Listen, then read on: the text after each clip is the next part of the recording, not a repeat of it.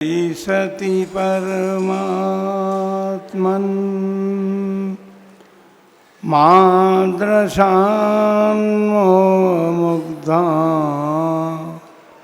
कथम तनुवशत्वान् बुद्धके शान्ययेयं सुगतमगधरं वा वागधीशं शिवं जितभवमभिवन्दे भासुरं श्रीजिनं वा। देवादेव 1008 श्री शीतलनाथ भगवान की, देवादिदेव 1008 श्री श्रेयांसनाथ भगवान की,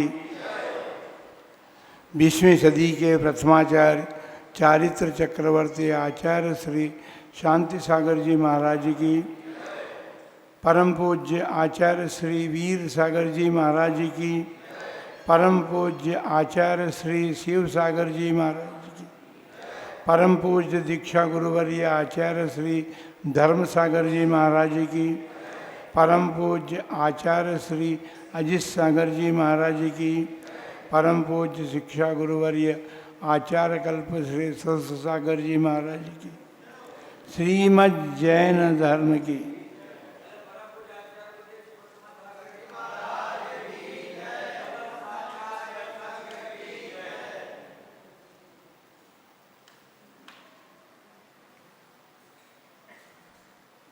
केवल ज्ञान लक्ष्मी से जो लोकालोक के ज्ञान को जानने वाले हो गए हैं, ऐसे केवल ज्ञान लक्ष्मी जिनको प्रकट हो गई है, सारा संसार तो लक्ष्मी प्राप्त करने की उत्सुकता रखता है, पर वो लक्ष्मी नाशवान है। भगवान हमारे जो भी वे हैं, उन सब ने शाश्वत लक्ष्मी को प्राप्त करने का परम पुरुषार्थ किया है। महाराज ये समझ में नहीं आता कि ज्ञान भी लक्ष्मी होती है क्या। हम तो नोट को और पुराने ज़माने में कलदारों को लक्ष्मी समझते थे, लेकिन केवल ज्ञान भी लक्ष्मी हो सकती है, ये तो जैन धर्म ही कहता है। तो हमारे अरहंत सिद्ध आचार्य उपाध्याय परंच परमेष्ठी भगवान हैं, और अरहंत भगवान सिद्ध भगवान दोनों केवल ज्ञान लक्ष्मी से सुशोभित हैं। तो महाराज जिन्होंने केवल ज्ञान लक्ष्मी प्राप्त कर ली, उनकी ही पूजा करें हम। आचार्य उपाध्याय साधु परमेष्ठी की पूजा क्यों करें हम। तो भाई उनके लिए कहा गया है कि वीतराग सर्वज्ञ हितोपदेशी भगवान हो गए हैं, और उन्हीं के उपदेश के अनुसार जो वीतरागता, सर्वज्ञता और हितोपदेशिता प्राप्त करने के लिए पुरुषार्थ कर रहे हैं, ऐसे अरहंत आचार्य उपाध्याय और परमेश्वरी भी हमारे लिए परम आराध्य हो जाते हैं। हम उनकी भी आराधना इसीलिए करते हैं। अरहंत भगवान की आराधना तो केवल ज्ञान प्राप्त करने के लिए की जाती है। सिद्ध परमेष्ठी की आराधना अर्चना इसलिए की जाती है कि हम सब संसार से मुक्त होना चाहते हैं। आचार्य उपाध्याय परमेष्ठी की आराधना करने का फल यह है, या कारण यह है कि हम उन जैसे चारित्र को धारण करके और संसार से परिमुक्त होने का पुरुषार्थ कर सकते हैं। इसलिए उन परमेष्ठी की भी हम आराधना अर्चना करते हैं। इस प्रकार से हमारे धर्म में 5 परमेष्ठियों की आराधना अर्चना करने का उपदेश दिया गया है। लेकिन ऐसा नहीं है। सभी त्यागी जन हमारे परम आराध्य हैं। आराधना का मतलब केवल पूजा करना ही नहीं होता, आराधना का मतलब उनकी विनय करना भी होता है। चाहे वो माता जी हों या क्षुल्लक हों, क्योंकि हमारे यहाँ चतुर्विध संघ की चर्चा की गई है और चतुर्विध संघ की चर्चा दो प्रकार से की गई है। एक अभी शांति धारा, शांति पढ़ते हैं तो उसमें ऋषि, मुनि, यति, अनगार, ये चार प्रकार के साधु होते हैं। ये चार प्रकार के साधुओं की भक्ति करते हैं। तो ऋषि तो रिद्धिधारी होते हैं, उनको ऋषि कहते हैं। और यति जो उपसम श्रेणी या छपक श्रेणी चढ़ कर के जो ज्ञान प्राप्ति के सर्वस्व ज्ञान प्राप्ति का उपाय करते हैं, वो यतति प्रयत्न करते हैं, इसलिए वो यति कहलाते हैं। और जो मुनि होते हैं वे मुनि मौन साधना करते हुए अपने चारित्र की साधना पूर्वक आगे बढ़ने का प्रयत्न करते, इसलिए मुनि हैं। और अनगार जो हैं वो मुनि से, अर्थात घर जो है उस सबको आपने बसाया है। दो बातें हैं, घर बसाया जाता है और मकान बनाया जाता है। मकान को घर नहीं कहते। मकान बना लें और उसमें निवास करने वाले परिवार ही नहीं हो तो फिर कैसे होगा? तो परिवार तो बसाया जाता है।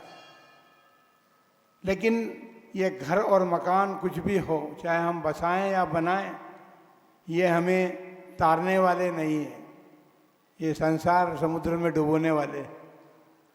इसलिए जो घर अथवा मकान को छोड़ करके जिन्होंने दीक्षा धारण की है उनको अनगार कहते हैं। घर का मतलब आगार होता है और अनगार का मतलब जिन्होंने घर का त्याग कर दिया है वे अनगार होते हैं। इस प्रकार चार प्रकार के साधुओं का संग होता है। और दूसरे प्रकार से मुनि, आरिका, श्रावक, श्राविका, ऐसे चार प्रकार के साधुजन हैं। क्योंकि श्रावक श्राविका का मतलब ये है कि जिन्होंने अपने घर का त्याग करके क्षुल्लक या क्षुल्लिका पद को धारण कर लिया है वे श्रावक श्राविका कहलाते हैं। क्योंकि उत्कृष्ट श्रावक का पद क्षुल्लक और क्षुल्लिका का होता है। तो उत्कृष्ट श्रावक के पद को जो प्राप्त हो गए वे हमारे विनय के स्थान बनते हैं। उनकी भी यथा योग्य विनय की ही जानी चाहिए। और इन चार प्रकार के संघ जो हैं उन संघों की विनय करना श्रावक धर्म का परम कर्तव्य है। तो महाराज एक जगह हम इस प्रकार की बात कर रहे थे तो एक श्रावक खड़ा हुआ, उसने कहा कि महाराज फिर हम कहाँ हैं? श्रावक और श्राविकाएँ कहाँ हैं? तो भाई श्रावक और श्राविकाओं का स्थान चतुर्विध संघ में तो नहीं है, लेकिन चतुर्विधि अर्थात चार प्रकार के संघ की विनय भक्ति करने में उनका स्थान है। जो श्रावक श्राविका घर में रह रहे हैं वे श्रावक श्राविका इन चार प्रकार के संघों का भक्ति और विनय करने वाले होते हैं। तो आप लोगों का स्थान भक्ति और विनय करने में है। आप इस भक्ति और विनय से बाह्यभूत नहीं है, क्योंकि भक्ति और विनय करना हमारा परम कर्तव्य है। तो चारों प्रकार के संघों की दो प्रकार से संघ बताए हैं। तो ऋषि मुनि, ऋषि यति मुनि तो अभी मिलते नहीं हैं, क्योंकि ऋषिधारी मुनि नहीं है अभी देश में। यति जो श्रेणी पर आरोहण करते हैं वो भी नहीं है। और जो 12वें गुणस्थानवर्ती मुनि हैं वो भी हमको नहीं मिलते हैं। अनगार अवश्य मिलते हैं। अनगार मुनि हमको प्राप्त होते हैं, क्योंकि घर का त्याग करके उन्होंने दीक्षा धारण करके और अपने आत्म साधना के क्षेत्र में अपने कदम बढ़ाए।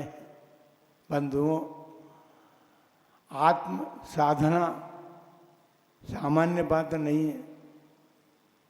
आत्मा की साधना करना तो कोई बात नहीं। ये न सोचें कि हम श्रावक श्राविकाओं को बाहर किया जा रहा है चतुर्विध संघ से। अरे भाई, चतुर्विध संघ जो है वो पंच परमेष्ठी की आराधना तो करता है ना। वो पंच परमेष्ठी की आराधना करते हुए आपके लिए जिनवाणी ने महामंत्र दिया है। जिस प्रकार दूध का सार घी होता है, उस प्रकार से जिनवाणी का सारभूत महामंत्र नमोकार मंत्र हमें प्राप्त हुआ है। उस नमोकार मंत्र की आराधना अर्चना साधना के माध्यम से हम अपने कदमों को आगे बढ़ा सकते हैं, क्योंकि वे पंच परमेष्ठी भगवान जो हैं, जिनका इस महामंत्र में स्थान बना है, वे पांचों ही परमेष्ठी जो हैं वे परम उपकारी हैं। वे हमें मार्ग देते हैं, मार्ग बताते हैं। उस मार्ग पर चल करके हम आगे बढ़ने का प्रयत्न और पुरुषार्थ करते हैं। श्रावक केवल महामंत्र की आराधना तक ही सीमित न रहे।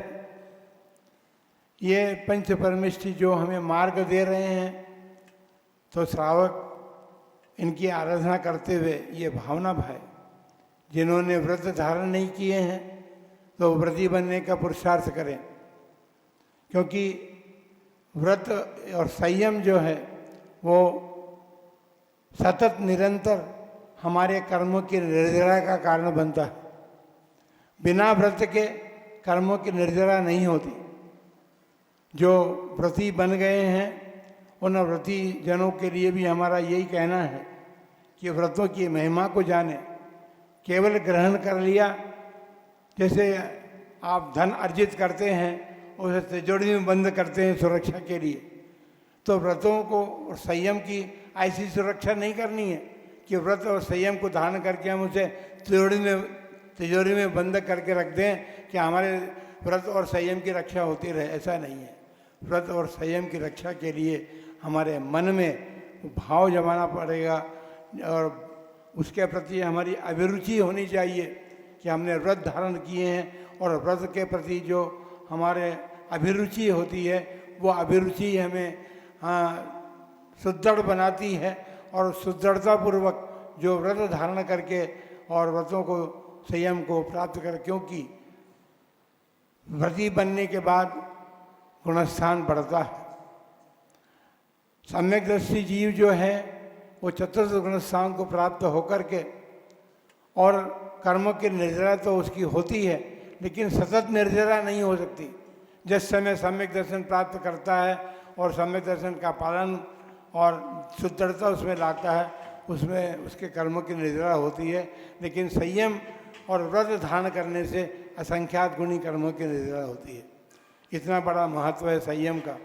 आप ये ना समझें कि हमें तो पंचपरमेष्ठी की आराधना का उपदेश दिया जा रहा है, ऐसी बात नहीं है। उन्होंने, भगवान ने हमें मार्ग दिया है कि हम अपने जीवन में व्रत संयम को भी धारण करें। संयम भी ये नहीं है कि आप मुनि महाराज बन जाएं, ऐसा जरूरी सबके लिए नहीं है। वो भावना तो तब बनती है तब हमारे, जबकि हमारे मन में ये अभिरुचि जागृत हो, संयम हमें धारण करना है, क्योंकि संयम हमारे कर्मों की निर्जरा का कारण है, हमें मुक्ति का कारण है। केवल निर्जरा का कारण नहीं है। निर्जरा ही तो होगी कर्मों की, और कर्मों की निर्जरा हमें आगे बढ़ाएगी। इस प्रकार से हमें मन में जब ये भाव जागृत होते हैं तो हमें ये पंच परमेष्ठी के द्वारा प्रतिपादित जो धर्म है, उसको धर्म को धारण करने का फल हमारे जीवन में प्राप्त होता है।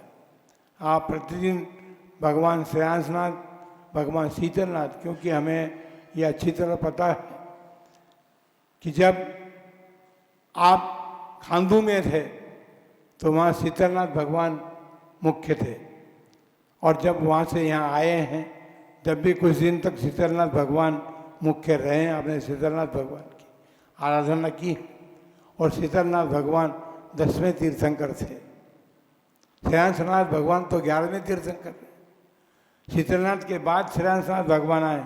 हम ये नहीं कह रहे कि आप श्रीनाथ भगवान की आराधना नहीं करें, ऐसा नहीं कह रहे। 24 तीर्थंकर भगवान में आपने विराजमान कर रखे हैं और उन 24 तीर्थंकरों की भी आराधना अर्चना आप करते हैं।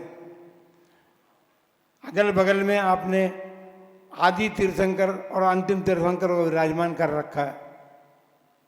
तो इस प्रकार से ये जिनालय की शोभा इन तीर्थंकर भगवान की प्रतिमाओं से होती है, क्योंकि इन्होंने हमें उपदेश दिया है। उपदेश दे करके साधना पूर्वक इन्होंने अपने जीवन में उत्थान करते हुए उस केवल ज्ञान लक्ष्मी को प्राप्त किया है। तो भक्तजन भी वही चाहते हैं, भगवान जो आपने प्राप्त किया है हम में भी वो शक्ति है। शक्ति तो सभी आत्माओं में होती है, लेकिन प्रकटता शक्ति की या अर्थात योग्यता की प्रकटता तभी होती है जब हम पुरुषार्थ करते हैं। पुरुषार्थ के बल पर हम शक्ति की प्रकटता कर सकते हैं। तो इस प्रकार नमोकार मंत्र के संबंध में बहुत कुछ बातें कहनी है। अभी ऐसा नहीं है, श्रावक धर्म है तो श्रावक धर्म नमोकार मंत्र की आराधना से प्रारंभ होता है। उसके प्रति हमारी श्रद्धा, हमें दृढ़ विश्वास हो। विदेशी डॉक्टरों ने भी कहा है कि जिनके पास जो रोगी है उसके मन में यदि अपने आराध्य भगवान के प्रति श्रद्धा और दृढ़ विश्वास होगा तो ही हम उसके रोग को दूर कर सकते हैं। इसका मतलब ये है रोग असाता वेदनी कर्म के उदय से आता है, और रोग आने के बाद हमारे मन में ये श्रद्धा दृढ़ विश्वास हो कि हमारे पास एक महामंत्र है, उस महामंत्र की हम जाप करें। जाप करके, क्योंकि ज और प जप में लगा है, वो दोनों अक्षर जो हैं वो महिमाशाली हैं। उन जप, क्योंकि आपको पता होना चाहिए कि जब अपने धर्मों पे आपत्ति आई थी, मंदिरों पर आपत्ति आई थी, तो शांति सागर जी महाराज ने अपने जीवन में, मुनि जीवन में 18 करोड़ जाप पे उस पंच महामंत्र की थी। एक 2 करोड़ की बात नहीं है। अभी हैं लोग, हम 1 करोड़ जाप पे करेंगे, लेकिन फिर चलते फिरते जाप पे करते हैं। ऐसा नहीं, बैठ करके उसके लिए आसन दिए, बताया है, उस आसन का प्रयोग करें। और सबसे बड़ी बात तो ये है कि श्रद्धा विश्वास हमारे मन में हो, क्योंकि अब हमारे नमोकार मंत्र का जाप या उच्चारण तो हमारे घर में जो छोटे छोटे बच्चे होते हैं उनको हम सिखा देते हैं, वो भी उच्चारण करते हैं। लेकिन उनका उच्चारण करना अलग बात है। एक बात जरूर है कि यदि आप अपने अन्य कारणों से, जैसे जब भी समय बचता है, उस बचते हुए समय में यदि सतत निरंतर हम नमोकार मंत्र का उच्चारण करते रहें तो उनकी स्मरण या ट्रेस जिसको बोलते हैं वो हमारे मस्तिष्क में बनते हैं, और वो ट्रेस मस्तिष्क में बनने पर हमें सतत उसकी ध्यान रहता है, और ध्यान हमें स्थिर होने के लिए कारण बनता है। तो स्थिरता प्राप्त करने के, क्योंकि अस्थिर जीवन हमारा, क्षण क्षण में हमारे जीवन में अस्थिरता आती है, और अस्थिरता से हम विचलित होते हैं। हमारे मन में नाना प्रकार के विकल्प उत्पन्न होते हैं, और उन विकल्पों से हम मुक्त नहीं हो पाते हैं। इसलिए ये महामंत्र की जाप करके भी हम वो शक्ति प्राप्त कर सकते हैं जिससे कि हमारी जो चंचलता है मन की, वो चंचलता को हम रोकने में समर्थ बन सकते हैं, और चंचलता रुक करके और हमारे जीवन में वह शक्ति और सामर्थ्य प्राप्त होती है जिससे कि हम, क्योंकि श्रद्धा एक ऐसी वस्तु है जो हम अपने आराध्यों के प्रति श्रद्धा रखते हैं, तो वो विश्वास रखते हैं, तो श्रद्धा और विश्वास हमारे भीतर वो शक्ति प्रकट करता है, जिस शक्ति के माध्यम से हम आत्मा को जानने का प्रयत्न और पुरुषार्थ करते हैं। शरीर हमने प्राप्त किया है, शरीर सब कुछ नहीं है, लेकिन अभी हम वर्तमान में हमने शरीर को ही सब कुछ मान रखा है। शरीर तो माध्यम है, हमारी आत्मा उसमें निवास करती है। एक प्रकार से हमारा शरीर भी एक आलय का रूप है, और उसमें आत्मदेव विराजमान है, और आत्मदेव विराजमान रहते हैं। उस आत्मदेव की विराजमान रहने का एक माध्यम है ये शरीर। लेकिन यह संसारी जीवों को प्राप्त हुआ शरीर जो है सर्वस्व नहीं है। इसको छोड़ने का, त्याग करने का प्रयत्न और पुरुषार्थ ही हमारे जीवन में सर्वस्वता ला सकता है। जिस प्रकार हमारे पंच परमेश्वरी भगवान जो हैं वे सतत निरंतर आराधना में संलग्न रहते हैं। अभी हमारे संचालक महोदय शांति धारा के कह रहे थे कि कल किसी का दीक्षा दिवस भी है। कोई बात नहीं, लेकिन दीक्षा जो है, हाँ दीक्षा है तो दीक्षा इसलिए ली जाती है। दीक्षा जो है हमारे जीवन में आमूलचूल परिवर्तन करती है। हम जिस वातावरण में रह रहे हैं उस वातावरण से बाहर निकलने में एक कारण है, और वो दीक्षा के माध्यम से हम निकल करके और अपने जीवन को उन्नति के मार्ग की तरफ ले जा सकते हैं। क्योंकि श्रावक धर्म का परिपालन करते हुए, श्रावक पद में रहते हुए ऐसी अनेक प्रकार की परिस्थितियां बनती हैं कि हम विचलित भी होते हैं, और विचलता जो हमारे मन में आती है उससे कभी कभी तो इतनी अवस्था बनी है क्या अनेक बार सुनने में आता है कि अमुक व्यक्ति ने धन नाश को प्राप्त हो गया इसलिए आत्महत्या कर ली। यानी कितनी बड़ी विचलता हमारे मन में आ गई। हमने धर्म को ये सर्वस्व समझ रखा, धन गया तो हम ही गए, ऐसा हम जब हम समझते हैं कि भैया जिस पुरुषार्थ से आपने धर्म अर्जित किया था वो पुरुषार्थ अभी कम हो गया है आपका, आप निश्चिंत नहीं हैं, चिंताग्रस्त हैं। चिंताग्रस्त रह करके धन तो आने से रहा, धन को प्राप्त करने के लिए फिर पुरुषार्थ करना पड़ेगा।